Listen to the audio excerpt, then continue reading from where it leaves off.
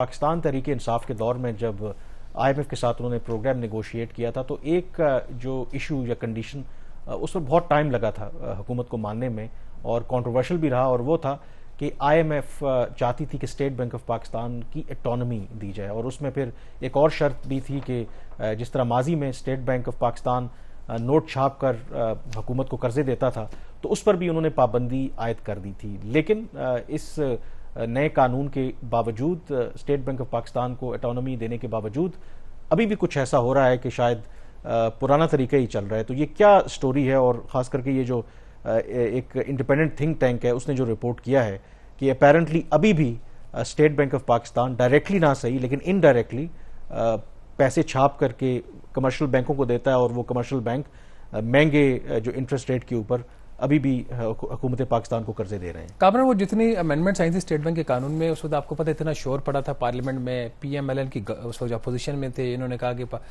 پاکستان کو گروی رکھ دیا، اسٹیٹ بینک آف پاکستان کو گروی رکھ کر اس قسم کی اسٹیٹمنٹس بھی دی گئی. اور جو آئی ایم ایف کا اس وقت آبجیکٹو یہ تھا کہ جب تک state bank of Pakistan autonomous نہیں ہوگا، یہ انڈیپینڈنٹلی نہ تو اپنی مانیٹری پالیسی مینیج کر سکتا ہے، نہ اوور آل مانیٹری انڈیکیٹرز کو بہتر طریقے سے مینیج کر سکتا ہے، نہ ہی حکومت کو انکار کر سکتا ہے نیا قرضہ دینے سے. تو ان سب کاموں کو کرنے کے لیے ضروری ہے کہ اسٹیٹ بینک آف پاکستان کو ایک اٹانومی دی جائے. اٹانومی دلوا دی گئی، اور حکومت کے لیے بھی ایزی منی جو ہے وہ اسٹیٹ بینک سے وہ بھی اویلیبل تھی، وہ بھی روکنا چاہتے ہیں، قرضوں کے بوجھ نہیں بڑھے گا، کم رہے گا. اور اوور آل اس کا جو دو آبجیکٹیوز تھے، ایک تو ڈیٹ والا کہ ڈیٹ سسٹینیبل ہوگا، نئے قرضے نہیں لیں گے، حکومت فسکلی بیہیو کرے گی، اتنا ہی خرچ کرے گی جتنی اس کی آمدن ہے، یا ایک لمیٹڈ حد تک قرضہ لے گی. اگر لے گی مارکیٹ سے تو وہ قرضہ بہت مہنگا ہوگا تو ان کو لینا مشکل ہو جائے گا. دوسرا جو پرائمری آبجیکٹیو تھا اس قانون کا کہ مہنگائی پہ کنٹرول کرنا، پرائسز میں اسٹیبلٹی لے کے آنا. تو یہ ساری ایکسرسائز جو تھی اس کے ارد گرد ایوالو کر رہی تھی. آپ کو یاد ہوگا پی ڈی ایم 1 میں اسحاق ڈار جب وزیر خزانہ تھے تو انہوں نے جاتے جاتے کہا تھا کہ دسمبر 2023 تک اسٹیٹ بینک نے کہا ہے کہ مہنگائی کی شرح سنگل ڈیجٹ میں آ جائے گی. آج ہم مارچ 2024 میں بیٹھے ہوئے ہیں اور مہنگائی 22-23% اور اینول بیسس پہ ایوریج انفلیشن ریٹ 29% کے پیچھے ہے. سب سے بڑی وجہ کیونکہ ہم ہمیشہ بات یہ کہتے تھے کہ جو بھی حکومت کر لے، جتنا بھی یہ ریسٹرکشنز لگا لے، اس نے تو قرضہ لینا ہی لینا ہے. جو ساری ریسٹرکشنز آ رہی ہیں، جو ہائی انٹرسٹ ریٹ ہے، اس کا سارا امپیکٹ جو آ رہا ہے وہ مارکیٹ پہ آ رہا ہے، بزنسز پہ آ رہا ہے، لوگوں کی زندگیوں پہ آ رہا ہے. حکومت کی زندگی پہ تو کوئی فرق نہیں پڑ رہا. حکومت نے تو اپنے خرچے نہیں کنٹرول کیے. اور یہ جو اب رپورٹ آئی ہے، یہ پرائم جو انسٹیٹیوٹ ہے، policy research institute of market economy, انہوں نے وہ ساری چیزیں جو انفارملی ڈسکس ہو رہی تھی، ہم پتہ تھی کچھ چیزیں، اس کو ایک رپورٹ کی صورت میں لے آئے ہیں. انہوں نے بڑا کلیئرلی اپنی رپورٹ میں لکھا ہے کہ ایک نیکسس ہے وزارت خزانہ کا اور اسٹیٹ بینک آف پاکستان کا. اس نیکسس کے تحت جو اسٹیٹ بینک ایکٹ میں ترمیم کی گئی تھی، جس کے تحت حکومت وقت کو یا جو اسٹیٹ بینک ہے وہ گورنمنٹ کو بالکل بھی قرضہ نہیں دے سکتی، زیرو بارونگ. اس کا مقصد یہی تھا کہ نئے نوٹس پرنٹ نہیں ہوں گے اور حکومت اپنے جو وسائل کے اندر رہتے ہوئے کم قرضہ لے گی. اس کو ڈیفیٹ کیا ہے. ڈیفیٹ کس طریقے سے کیا؟ اوپن مارکیٹ آپریشن ایک کرتا ہے اسٹیٹ بینک آف پاکستان. جب حکومت کو قرضہ چاہیے ہوتا ہے اس سے پہلے یا اس کے بعد میں اسٹیٹ بینک آف پاکستان پیسہ دیتا ہے بینکوں کو، اور بینک اس کے اوپر آن این ایوریج کو 1% زیادہ منافع رکھ کر وہ قرضہ حکومت کو دیتے. تو اس کا جو پرپس تھا سارا وہ کہ حکومت کی زیرو بارونگ کا، وہ یہ ڈیفیٹ کر رہے ہیں. اور اس وقت جو ارلی مارچ کا جو نمبر ہے جو کمرشل بینکوں کو اسٹیٹ بینک آف پاکستان نے پیسہ دیا وہ 10,300 ارب روپیہ رفلی وہ اماؤنٹ ہے. بلکہ یہ تو الٹا نقصان ہو رہا ہے نا، کیونکہ کمرشل آپ کہہ رہے ہیں کہ جو بینکس ہیں وہ تو 1% ایکسٹرا چارج کر رہے ہیں. اگر پہلے ہم direct state bank of Pakistan سے قرضہ لے رہے تھے تو ظاہر ہے کہ وہ بیچ میں مڈل مین تو نہیں تھا، یہ بروکر تو نہیں تھے کمرشل بینکس. تو یہ ڈبل نقصان ہو رہا ہے. ایک تو آپ بلا وجہ قرضے اسی طرح سے لے رہے ہیں، انفلیشن ظاہر ہے اور بڑھ رہی ہے، منی سرکولیشن ہو رہی ہے مارکیٹ کے اندر، اور تو اب یہ بھی اگین وائلیشن ہے، آف کورس وائلیشن ہے. لیکن آئی ایم ایف اس کے اوپر خاموش ہے. آئی ایم ایف کو بھی یہ سارے نمبرز نظر آ رہے ہیں، وہ کیوں نہیں بول رہا اس کے اوپر، ہمیں اس کی سمجھ نہیں آ رہی.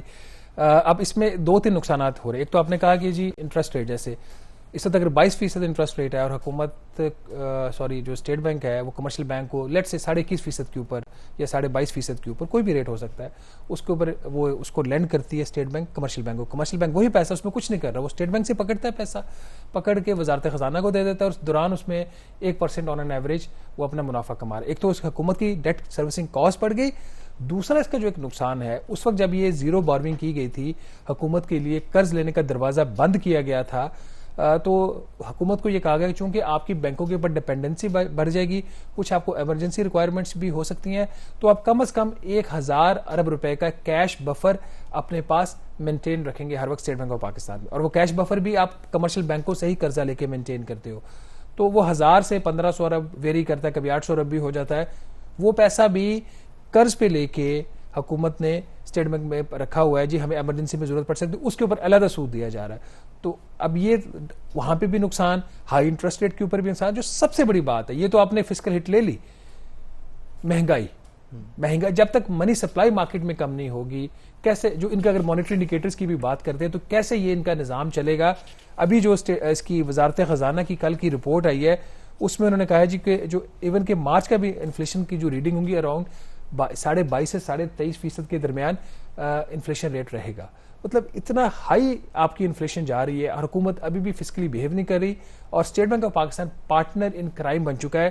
تو میرے ضرورت تو اب اس بات کی ہے کہ اس کو بند کرنا چاہیے. یہ والا بھی جو اوپن مارکیٹ آپریشن ایک حد تک اسٹیٹ بینک ضرور کر سکتا ہے, کیونکہ اگر حکومت, پرابلم اب یہ آ جاتا ہے نا کہ اگر اسٹیٹ بینک کمرشل بینکوں کو قرضہ نہیں دے گا, کمرشل بینک کے پاس پیسہ نہیں ہوگا, وزارت خزانہ کو قرضہ نہیں جائے گا, تو ڈومیسٹک ڈیٹ کے اوپر بھی ڈیفالٹ ہو جائے گا. اس میں آپ کو یاد ہوگا کہ جب یہ اسٹیٹ بینک کا قانون بن رہا تھا تو حفیظ پاشا صاحب ہمارے پروگرام میں ہی آئے تھے, تو ان کو بھی اس کنڈیشن کے اوپر اعتراض تھا کہ zero borrowing from the state bank. انہوں نے یہ کہا تھا یہ تو پاکستان کی سوورنٹی کے خلاف ہے, کیونکہ کل کوئی بھی گورنمنٹ ہو, ان کو ایمرجنسی بھی ہو سکتی ہے, آپ رحم و کرم پر چھوڑ دیں کمرشل بینکس کو.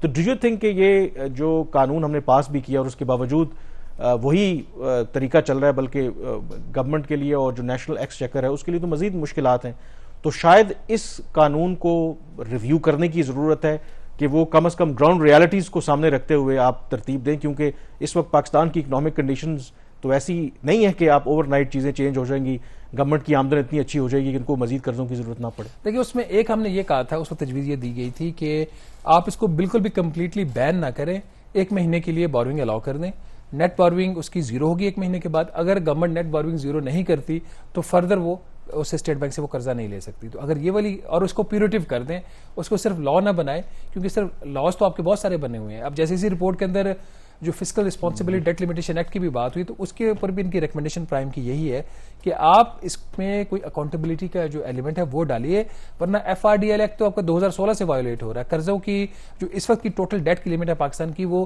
57.5% of the G D P سے زیادہ نہیں ہونی چاہیے. ہم ہیں کوئی 78% of the G D P کے اوپر, کوئی 20% of the G D P قرض کا بوجھ حکومت کے اوپر زیادہ ہے.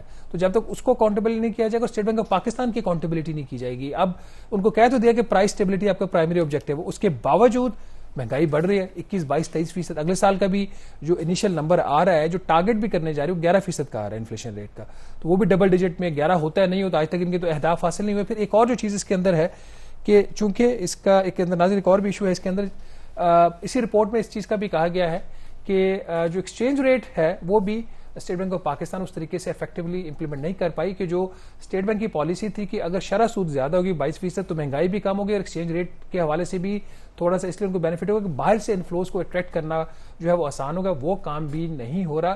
تو ایک اور ریکمنڈیشن اس رپورٹ کے اندر یہ ہے کہ ایکسچینج ریٹ کی جو مینجمنٹ حکومتیں کرتی ہیں وہ چیز ختم کرنے کے لیے ایک نیا قانون پاس کیا جائے. وہ اس کا مقصد یہ ہو کہ جو روپیہ ہے اس کی جو ایکچوئل ویلیو ہے اس کو کوئی بھی حکومت یا اسٹیٹ بینک آف پاکستان یا کوئی اور مینیپولیٹ نہ کر سکے. بہرحال یہ چیزیں جو ہے یہ ہے تو ٹرکی, لگتی بھی مشکل ہے امپلیمنٹ کرنا.